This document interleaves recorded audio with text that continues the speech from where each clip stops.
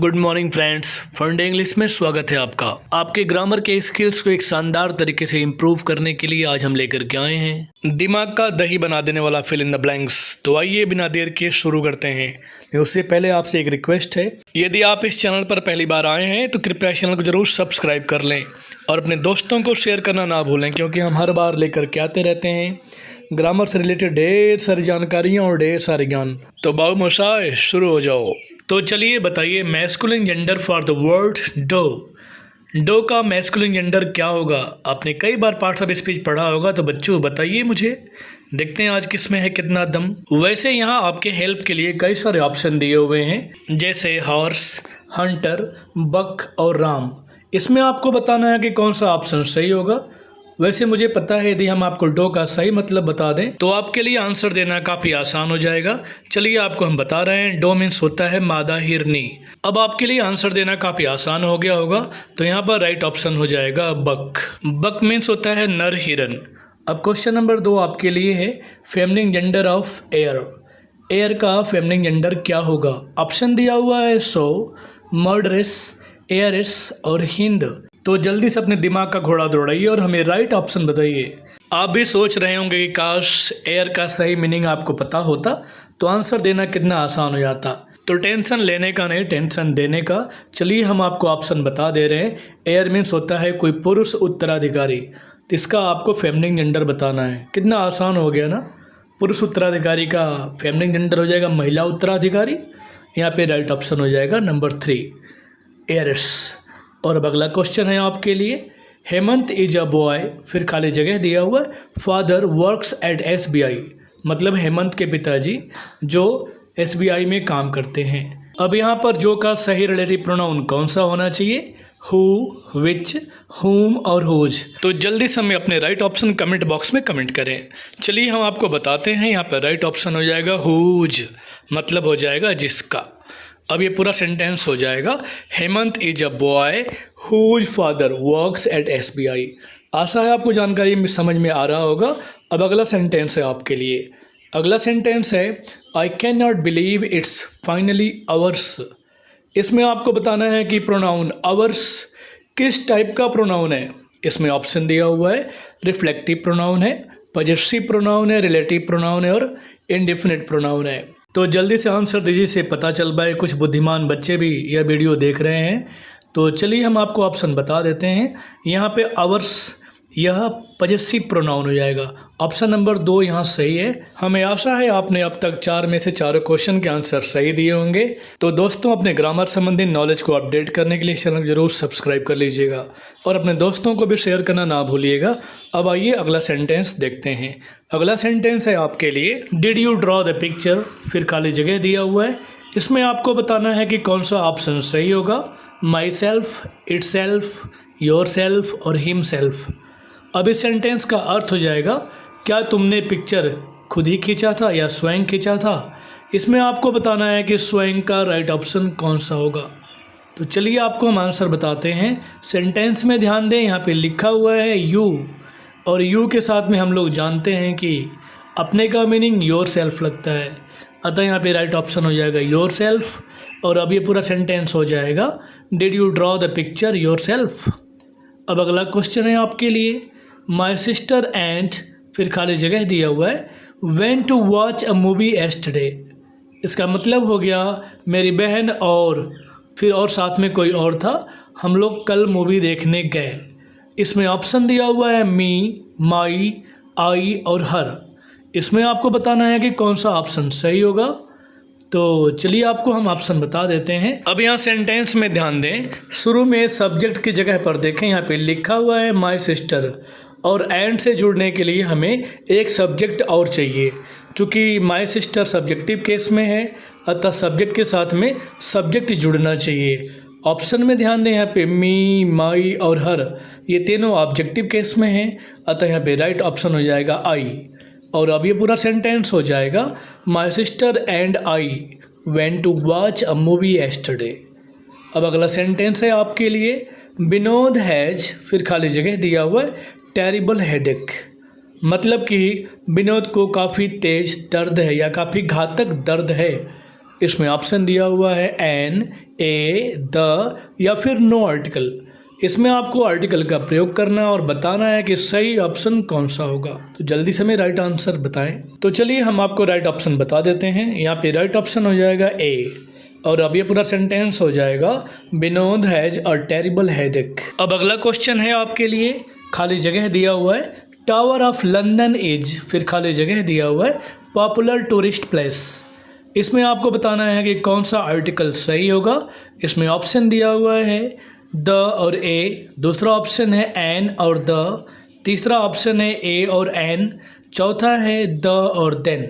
तो जल्दी से हमें बताएं कौन सा पेयर ऑफ आर्टिकल सही है यहाँ पर। तो चलिए अब सेंटेंस में देखते हैं और समझने का प्रयास करते हैं।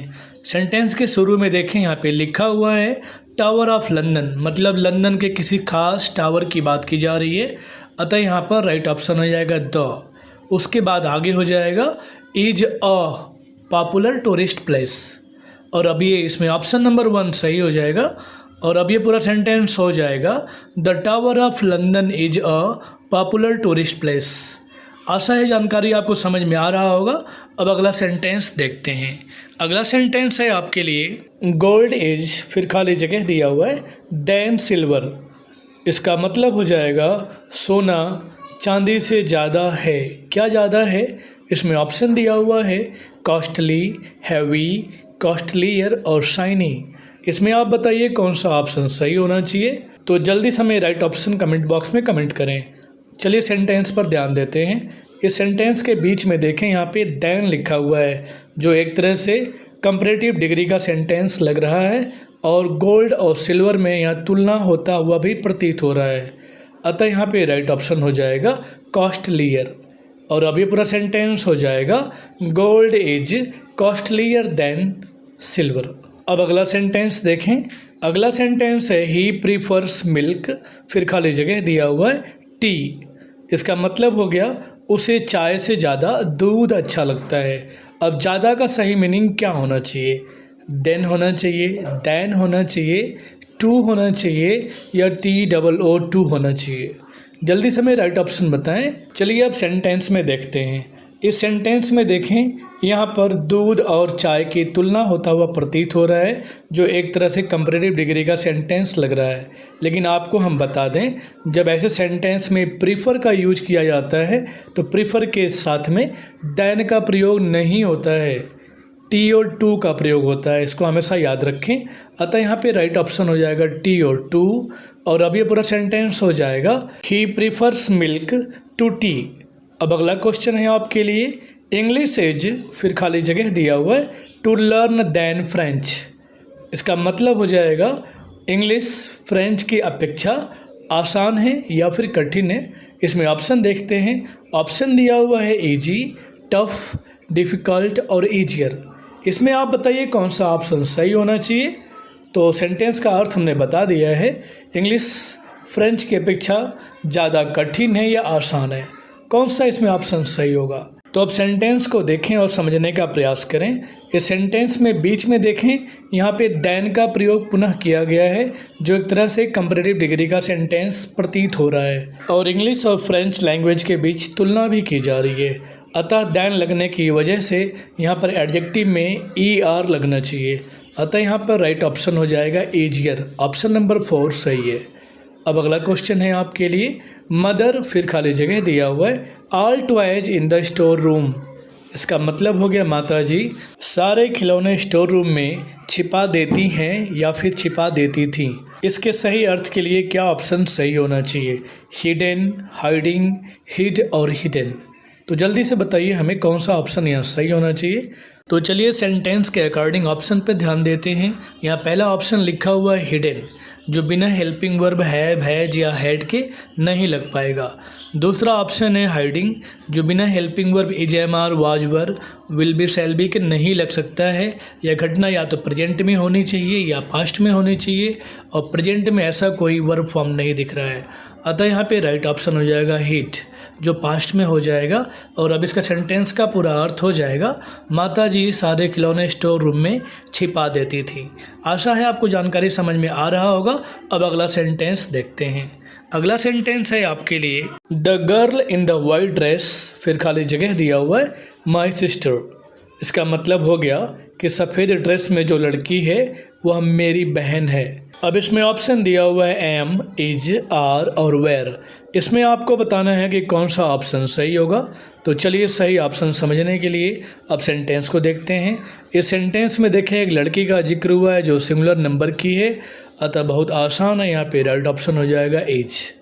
और अब ये पूरा सेंटेंस हो जाएगा, the girl in the white dress is my sister.